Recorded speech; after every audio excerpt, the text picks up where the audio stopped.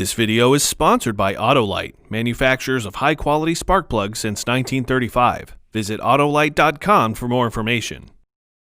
When I first started as a technician, I remember one technician gave me a great piece of advice. I made a mistake. He told me that he also makes mistakes, but what sets him above me, well, it's how he recovered from these mistakes. In other words, if you make a mistake on a vehicle, you break a bolt, the threads fail, or something happens unexpectedly, it's all in how you recover. This recently happened to me when I was filming a spark plug video. I had the torque wrench set to the wrong specifications. When I did this, well, it damaged the spark plug and the spark plug actually broke. The shell of the spark plug with the threads on it was trapped in the head. I didn't panic.